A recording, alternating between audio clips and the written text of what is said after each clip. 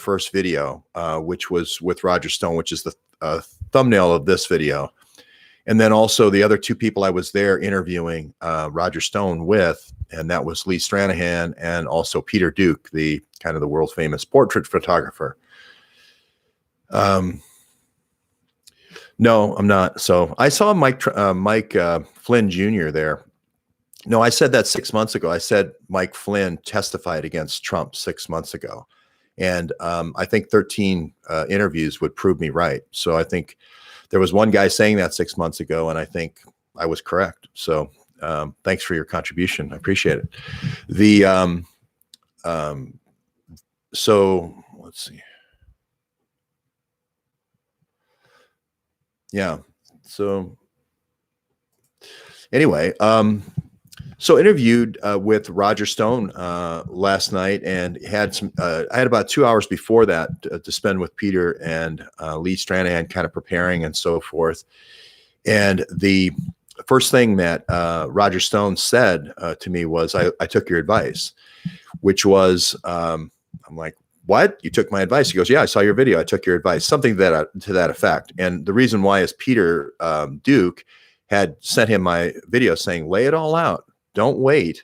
Don't tell the prosecutor your story, because what's going to happen is they're going to take whatever they want and pick and choose and cherry pick it, and then make you look as bad as possible." And believe me, I've been in this situation. I explained to an FBI officer, two FBI agents, just check the diplomatic containers, just check the 4, just check to make sure if they're from Pakistan, just make sure if they're a 1. Do you think that's in any of the 302s? No, it's not in the 302s.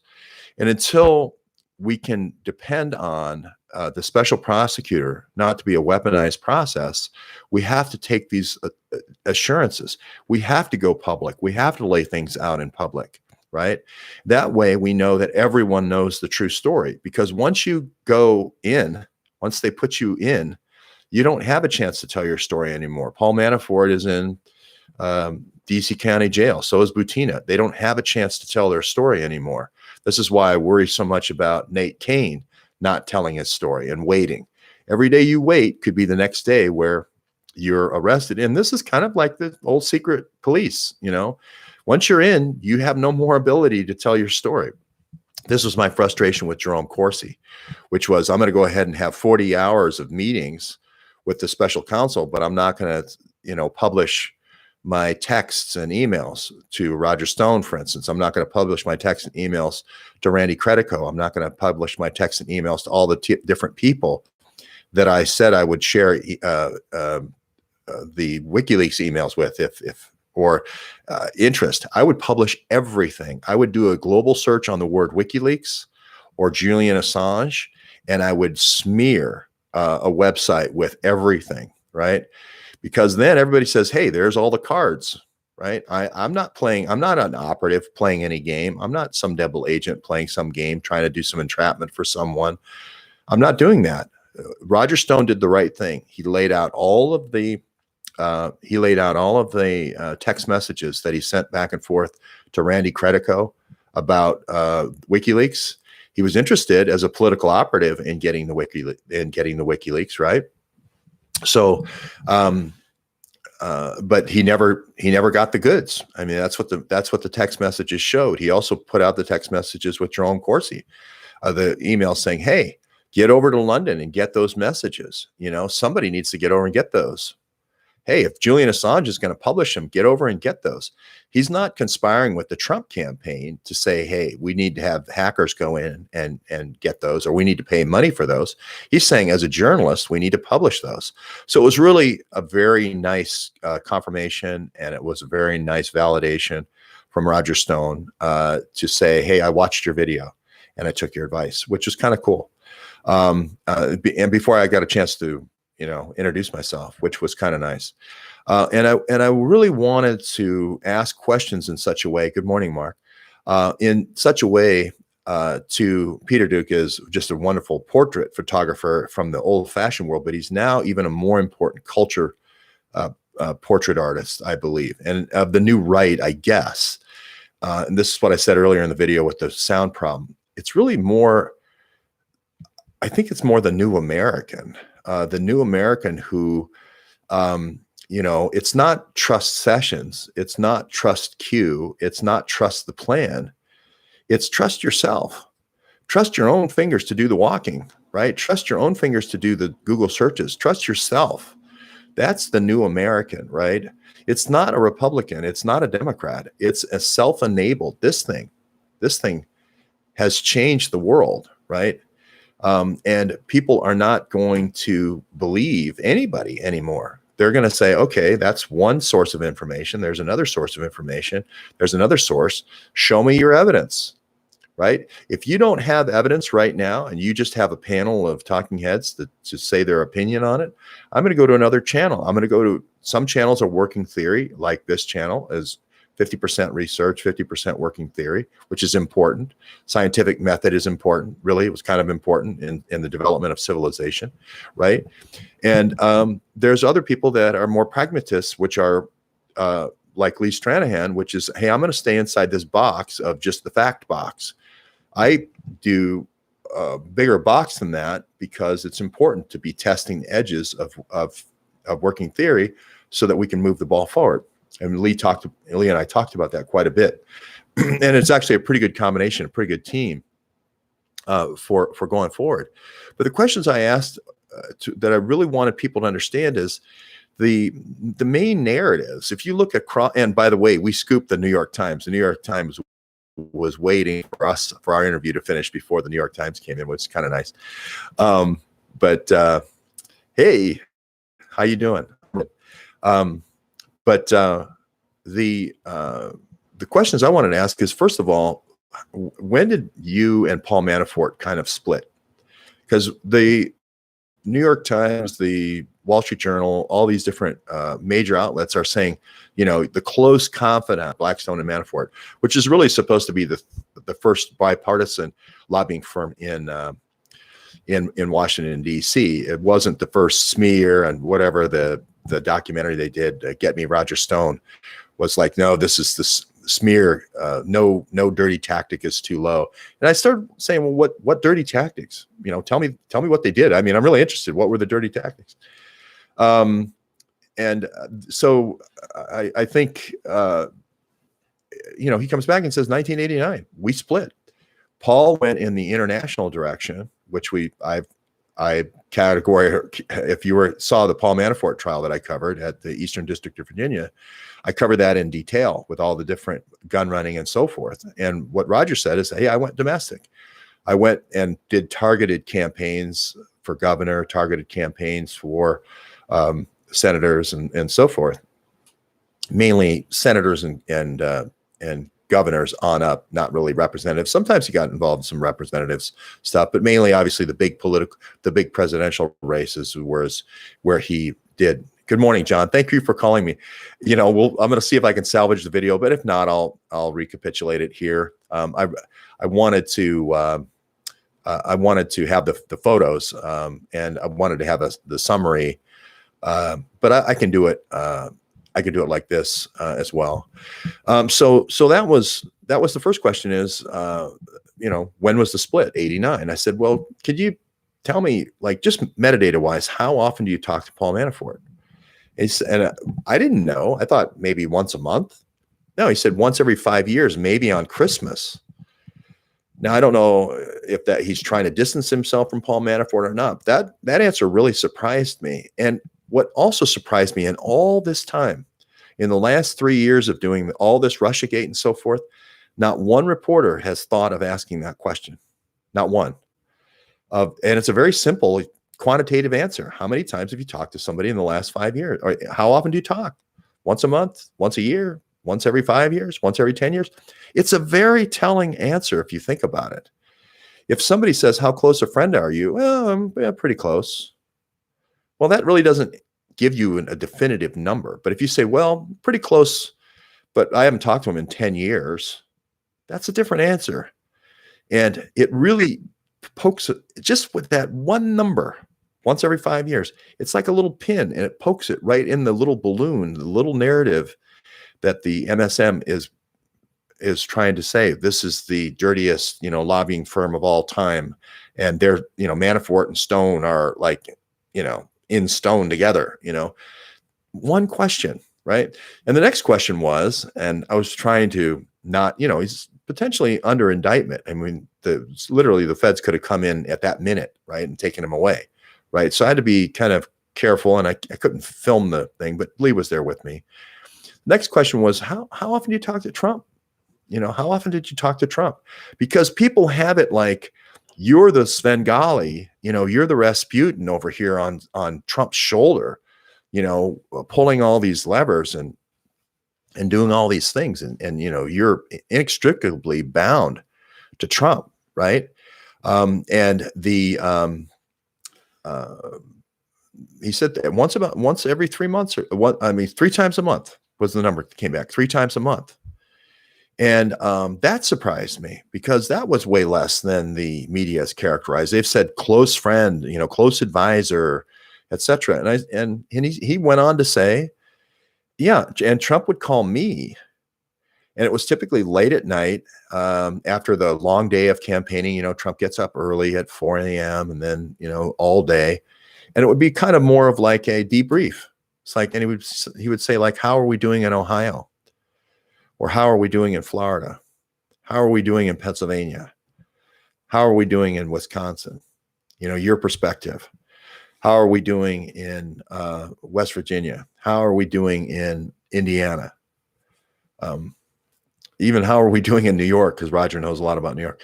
But now, he didn't say New York, and he didn't say Indiana, and he didn't say West Virginia, but he gave me the impression that it was swing states, and it was a late night phone call, kind of like, hey, I put everything I had out there on the field today. How'd I do, coach?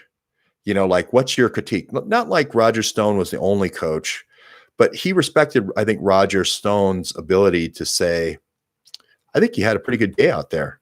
Because it isn't like a football game where there's a scoreboard at the end and it's Hillary 82, Trump 103.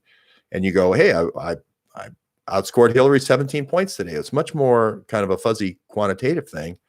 And you could tell Trump was kind of keeping score as he was going on. And about every 10 days, he kind of would check in with Roger. I think that's the kind of the periodicity.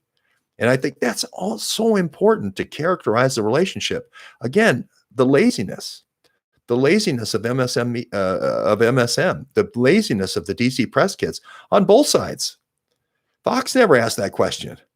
Nobody. It's such a simple question. And it's not one of those questions that gets the interview shut off. It's not the Jim Acosta, Mr. President, why are you such a horrible person question? It gets information. It's metadata that moves the ball forward, that moves the conversation forward, which I think is just great. And I asked a couple of other, I started kind of zeroing in on the Russiagate. And I know that Konstantin Kilimnik, who's the key guy in the whole Russia takedown and the CrowdStrike using the Russians to take down Trump. I know Konstantin Kilimnik's the key go-between, right? As far as the Manafort and all the spies, if you will, and Lee Stranahan, he had a huge piece that he filled in for me on that. With the NABU, the National Anti-Crime Unit in Ukraine. But Konstantin Kilimnik's a key guy, and he's in Paul Manafort's office 12 years ago, right? He's a key guy through this whole thing the last 12 years. He's the key go-between Oleg Deripaska, the key between two. He's out there pulling on that gate, shaking it around Christmas when Mike Flynn's supposed to be calling Kislyak, and he's yelling in Russian. And nobody across the streets ever heard anybody yell in Russian on Christmas Eve before. They're not expecting the Russian Santa Claus. If you know where Konstantin Kilimnik is, you know where the Russiagate is, right? Again, no MSM has even figured that out. In the trial, they only mentioned Konstantin Kilimnik's name a few times. Well, they mentioned it a lot, but Oleg Deripaska's name only once. Again, everyone's completely lost. There's only one guy, Lee Stranahan, right? And he knows a whole bunch of other cast of characters that I don't know, which is even better. It makes it such a treasure trove talking to Lee Stranahan. But I asked him, I said, well, have you ever met Konstantin Kilimnik? No, never met him. Like, ooh, that's telling. And I really never met Konstantin. No, I don't know who's Konstantin Kilimnik. What's the name? I was like, whoa, that's big news. Roger Stone is not a part of the takedown. No. This was not. This was aimed at different people. Now, Jerome Corsi, we don't know if he knows Konstantin Kilimnik. I still say Jerome Corsi knows Konstantin Kilimnik from the cigar bar. And we talked a lot about the cigars as well. But that was interesting information. And then I was trying to figure out the back channel with Randy Credico, and I told him about the long 25-minute interview with Abby Martin. And Roger has a lot of funny stories about Adam Schiff and Abby Martin and all the folks and Randy Credico and all those things. And I won't go into those. But I was trying to figure out how did Randy Credico get to the point where he thought he had the emails from WikiLeaks, and specifically the P word, the Podestas. How did it get there? And so I mentioned Margaret Ratner Kunstler. He goes, yeah, I met her once. And no, I don't think she's the one. I don't think she's the back channel. I said, well, Jenny Robinson. No, I don't think she's the one either. I'm like, okay, well, how about the Amal Ahmadin, Amal Clooney? And he's like, really? Amal Clooney? I said, yeah, she was the lawyer from 2011 to 2016, and she's thrown out of the campaign right before in October for some reason. He's like, that's that piece of new information that she gives to somebody who's really in trouble. And it was, I saw the same look in Jared Beck's eyes when I said, well, the way the phishing attacks were done was from Act Blue to Act Blues. He's like, oh, really? That would be very interesting information to know. And then, of course, Rod Rosenstein comes in 10 months later after I write my complaint and says Act Blue to Act Blues, right? So I have, speaking of that, just to take a little aside, I have Debbie Wasserman Schultz's response here in the appeals court, which is only 2 pages. Again, you can see the metadata, right? Which is basically, hey, the lower appeals court ruled that this guy, doesn't have it. But here's Huma Abedin's response. A lot of case law, baby. So it's interesting, just the metadata of the responses. And the Podesta group was about similar size as Huma Abedin's response. And I almost take that to say, this isn't really Debbie Wasserman Schultz. This is the counselor over there in the Cannon office building from the law office, the council. And sorry, that's upside down. And he's like, you know what? I already dealt with this. Rudy said that this guy didn't have enough injury, or he wasn't close enough to the injury or whatnot. He needs to be more specific about actually how the crime occurred. He knows that there was a robbery at the bank, but he can't prove it was his $30 that were taken. So we're not refunding him his $30. We say we're out of money. The money went somewhere else. It's more like a political campaign that you give money to, and the political campaign is robbed, and you can't specifically prove it.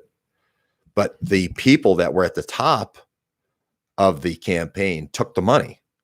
That is proven, right? So I'm saying, hey, I want discovery and find out if they have my money or not, right? Because they left $30 in the drawer, they're going to say, okay, well, none of you 22 million Bernie people know that's not your $27. So we're just going to leave $27 in the drawer here. $30 is what I gave. And we're going to take the rest of it. That covers 22 million people, right? That's 22 million people we don't have to pay $27 back to, or whatever the number was. I think it's 10 million people or something like that.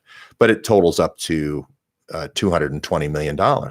Right? We're going to take it all. We're going to leave $27 in the till, but you have to prove that's not your $27, right? Because we think it is your $27. That's basically what Rudy's ruling said.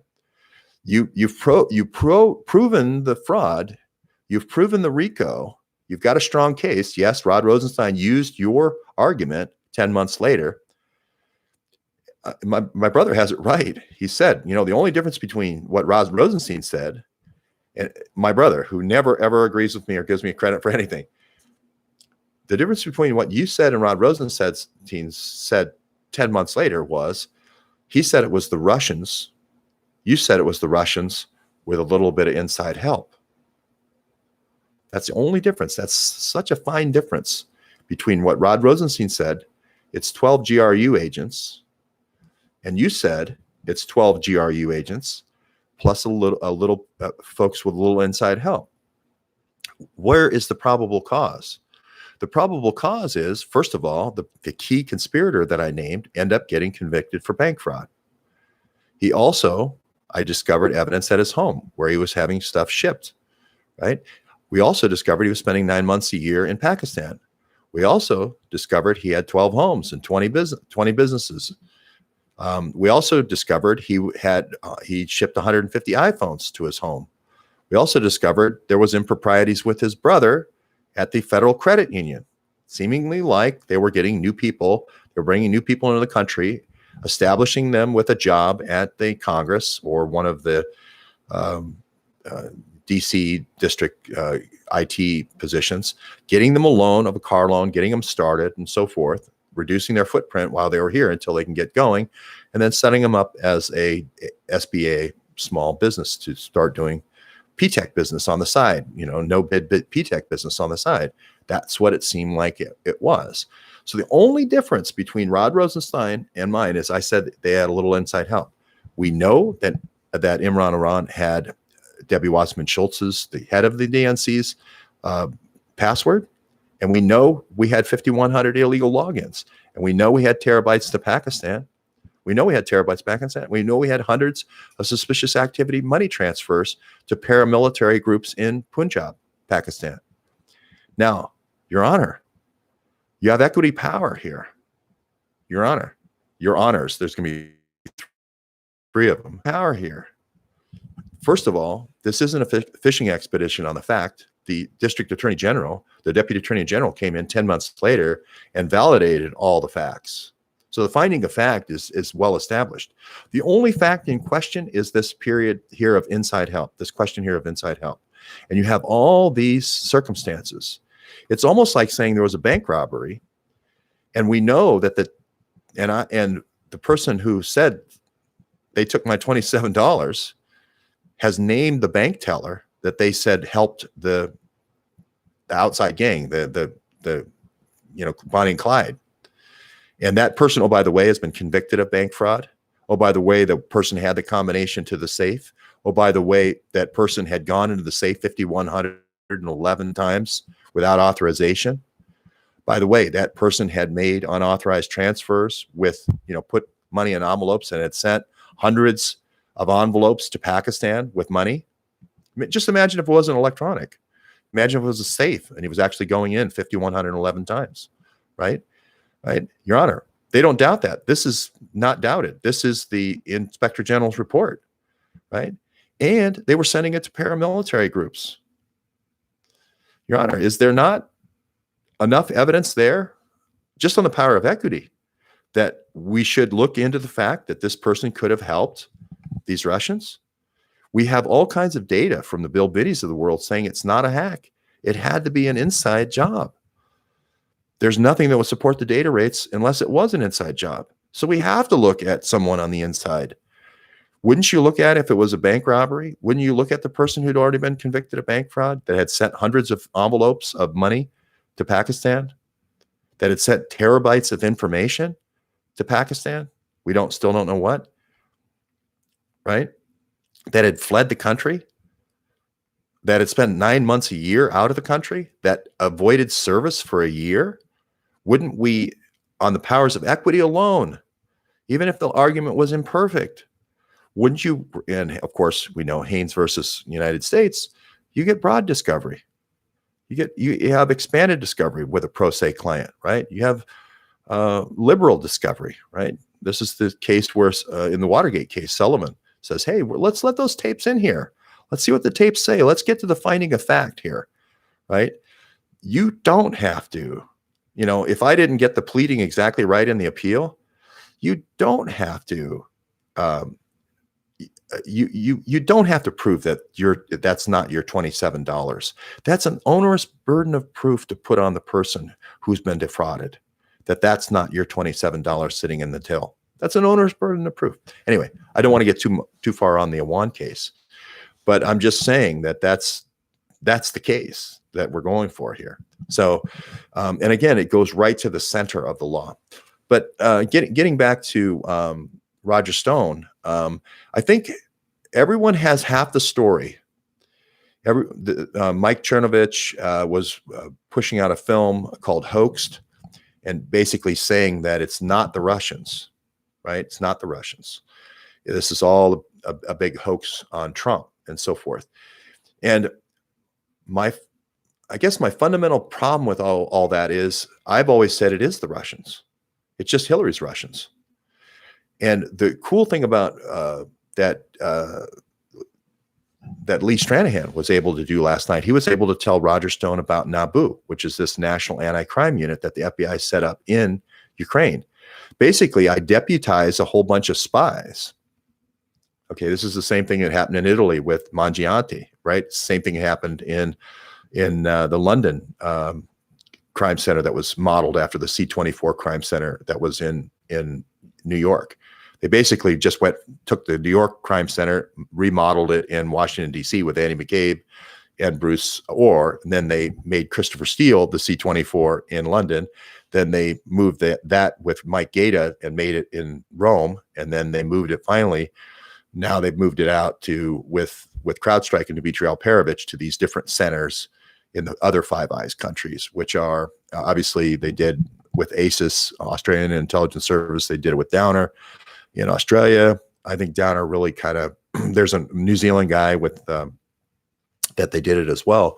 They did all the Five Eyes first with remaking these kind of color of law crime groups. And again, walled off from all the other, walled off from all the other FBI, the counterintelligence group, this little group that just handles these pay to play, right? So this is the NABU group that's set up in Kiev. And they basically can bring everybody in as deputies. So I can say, hey, Mike Flynn just got an offer for some kind of nuclear material for putting in nuclear power plants in the Middle East. And the Russians are the ones providing the nuclear power. But we don't know where that HEU is coming from. We don't know where the HEU fuel is coming from. It could be from their old missiles.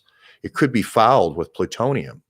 That could present a national threat because the plutonium can be refined and used in nuclear weapons. This is a 911, or in their parlance, an 811. That then allows, once we dial the 811, that allows them to bring people in internationally from all these different task forces to work that election, right? Under the guise that it's a international emergency. Mike Flynn's talking about nuclear power to these nations with Russia as a partner. Again, I'm not speculating. I produced the IP3 presentation, and it says Russia that does the S-300 pressure heavy water reactor, whatever that reactor is, S-330, right? It says China does the infrastructure. It says BWXT does the fuel rods. It says Halliburton does the container vessels and all that stuff. It's right in there, right? All the names we've talked about, right?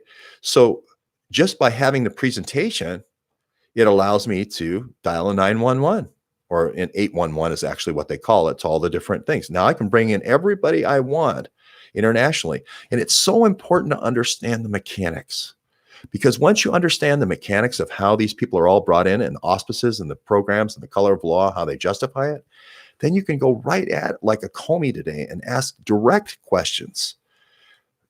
And this is what Lee recommended that Comey be asked today. And they're not going to ask this question today. They're going to ask about the tarmac meeting to satisfy their constituents. The questions they should be asking is, Director Comey, are you familiar with a group called NABU in Ukraine? What is NABU? That's the question I would be asking today if I was on Capitol Hill. What's NABU? Oh, okay.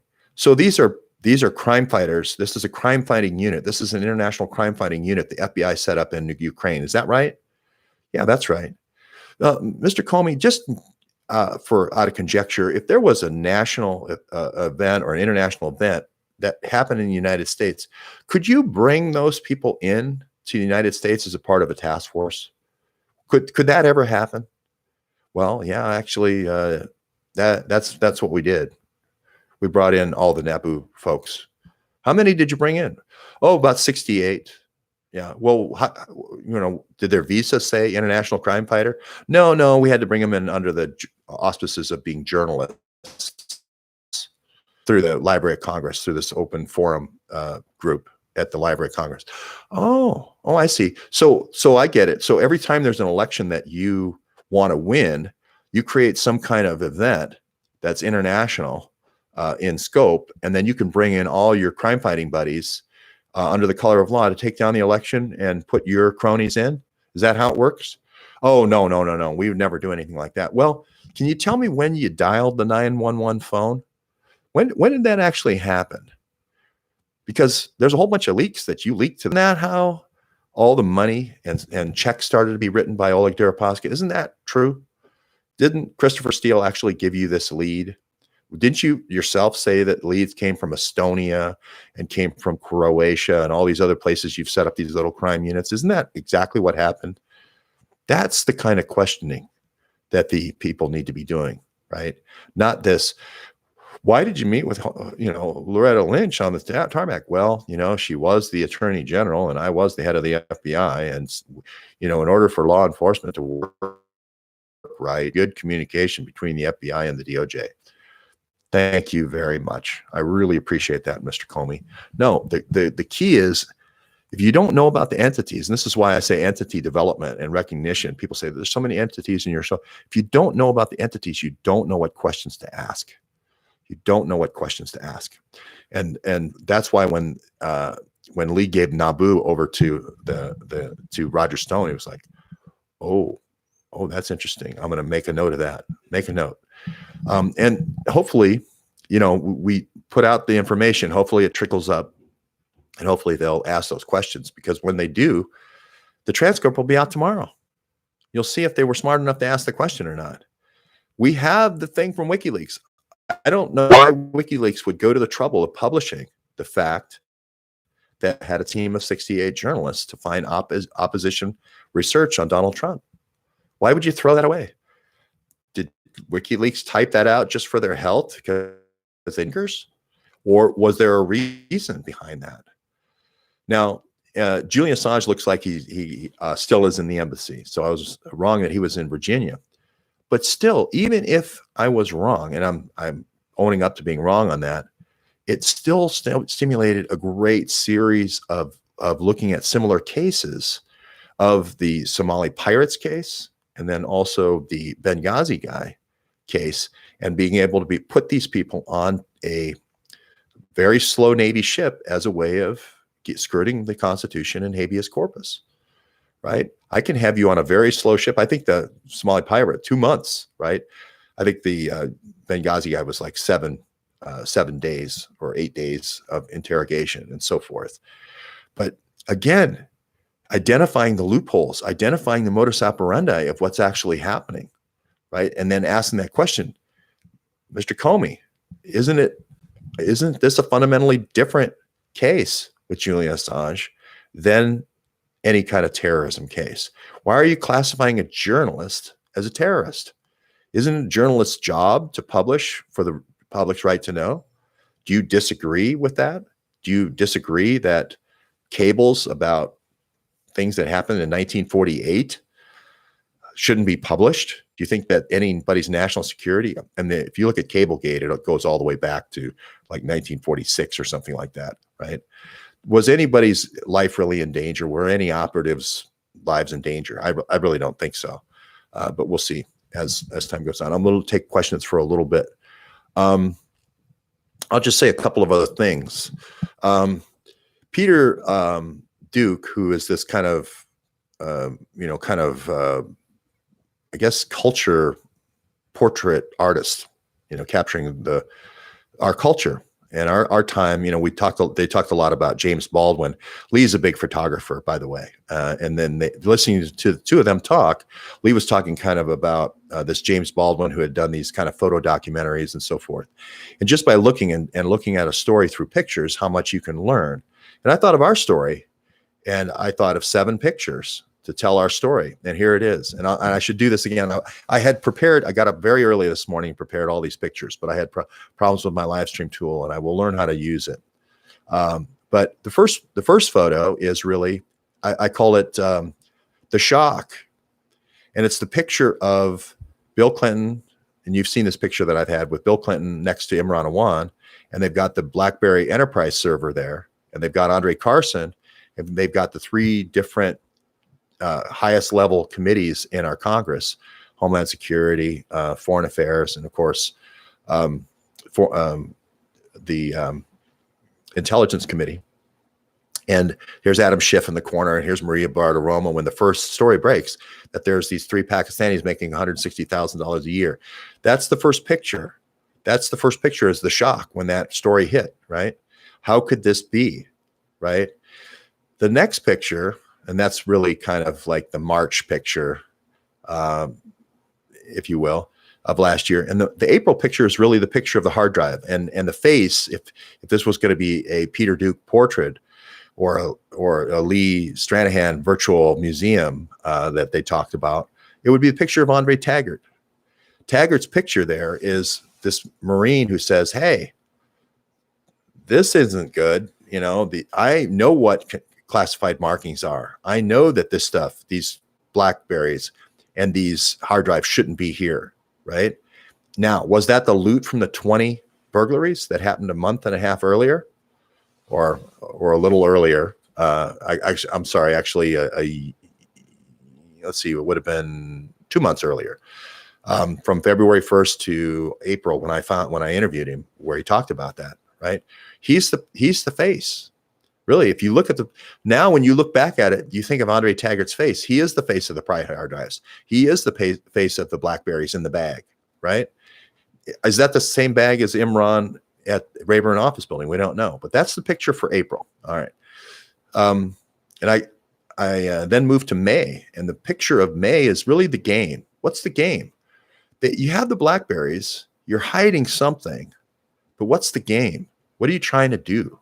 Well, it's weapons, and it's weapons for drugs, right?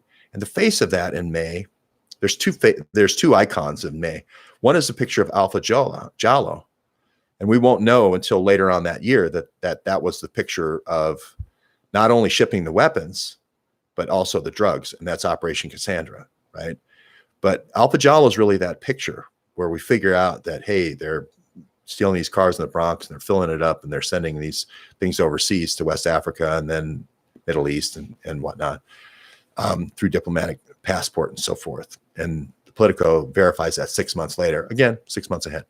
And the other iconic picture is that same month is the Blackberry, because now we only heard about a Blackberry in the bag the month before in April, but now I show you the Blackberry with the markings, and you see what the Blackberry with the marking is. Now, it was pixelated by somebody, but later I found the image that actually is the real image. We know it's a guy named Gantner. They're bringing in these Navy guys who are kind of like maybe CIA, maybe Navy, whatever, to run this under color of law. This is a government program. This isn't just the Awans. This isn't just a little spying in Congress. This is a sponsored activity. These are industrial strength, not industrial strength. These are military strength encryption devices, right? Boom, that icon, me standing in front of that Eastern District of Virginia. You move on to June, and unfortunately, the face of June is me. It combines 3 things. Most people, it's funny, talking about Charleston last night, think I was in Charleston. Tracy Beans is from South Carolina. It's like, Charleston, you're in Charleston. No, I wasn't in Charleston. I was in Piketon, Ohio. Operation Cassandra and Uranium One, right? Those are the 2 things that I was closing in on, right? And they're the ones who, made it about Charleston. But Charleston is the trade. That's how it gets here. The opium has to come from somewhere. The weapons have to come from somewhere. The weapons are being made somewhere. The depleted uranium is the cover, right? That's this color of law operation, right? That whole plate, if you will, the picture of the Maersk and me and the Blackberry. Again, it's the Blackberry that's managing this trade. So I'd call it the trade. That's the picture of June, right? The picture of July is really Imran, the face, because up until that time he'd never been arrested. You'd only heard the name, and now actually you hadn't seen the face. It was the arrest, really, and the arrest now made it a national story. Unless you had the hard drives, unless you had the Blackberry, unless you had the exposure of the actual trade, you don't get the arrest, right? You don't get the arrest. But it's just so many things building up to the election. You had to have some kind of wrist slap. They wanted to have some kind of wrist slap and contain it. But the pressure that came in August, the next picture for August is really standing out in front of the 555, the Attorney General's office, standing out in front of 333, showing how close 333 was to the Capitol building, showing that the judge was within eyeshot of the Capitol building, showing that the judge, there's no way that the judge couldn't have known about the spying in Congress. There's no way that they could say this is a minor thing anymore, right? That's how close we were, right? So August really, and for me, August is me holding the sign Act Blue, because that's the rinse, that's the fence, if you will. The DNC is the fence for the money for all this. I'm standing in front of Amalgamated Bank, SEIU.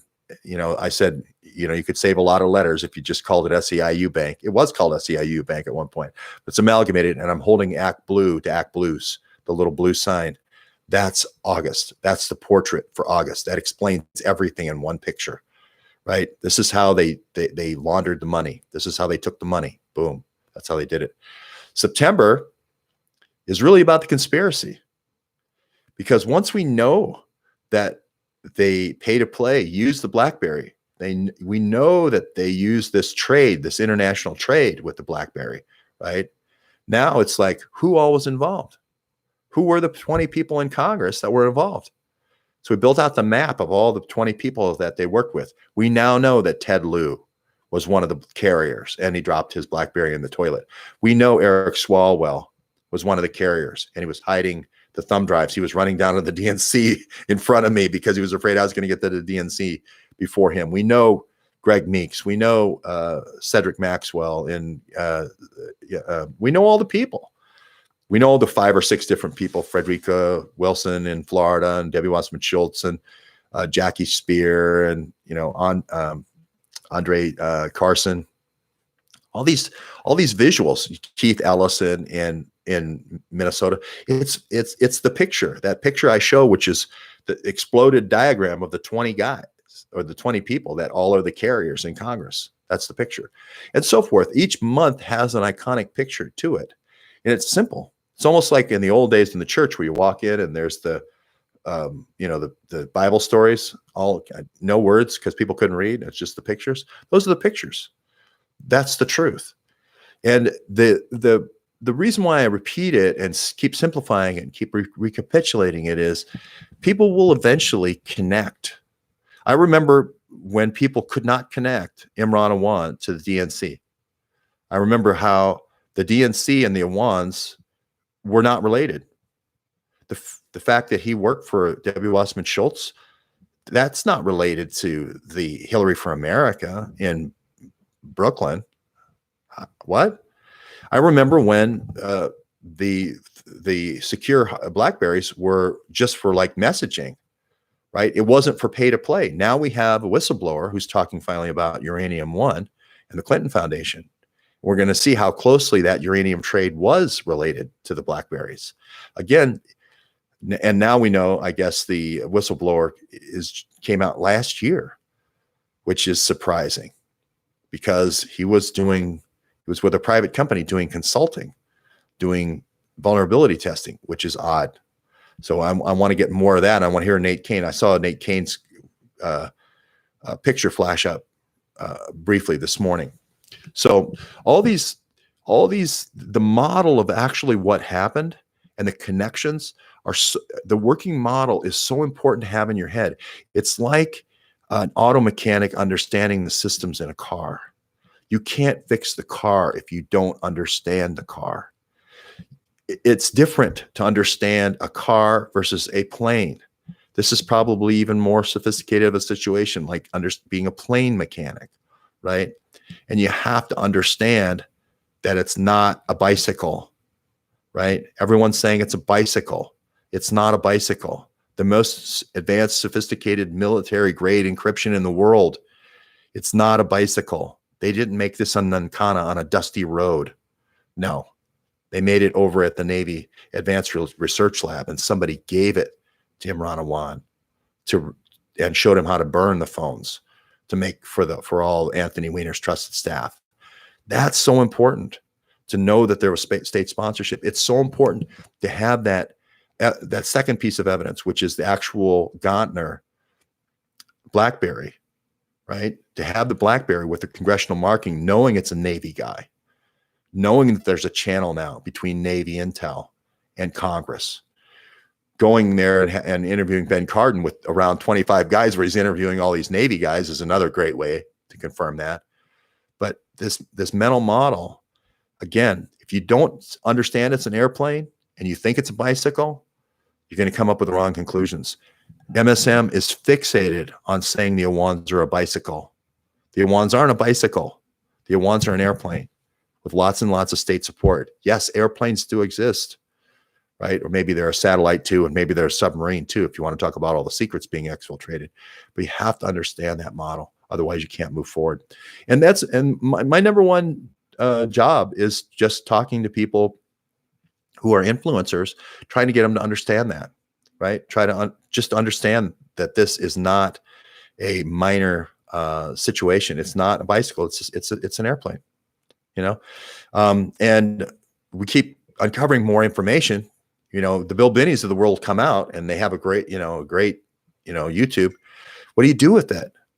Okay, it's a leak, not a hack. That's like saying it's propeller planes. Okay, so it had to be one of these three things that the enemy has. That's a good intelligence, right? But there's a bigger story, right? There's a bigger story. And understanding the model is important. So anyway, I'm sorry I did all these slides this morning and I wanted to reinforce it with slides, but I can't do that. So somebody says, okay, this is Nathan saying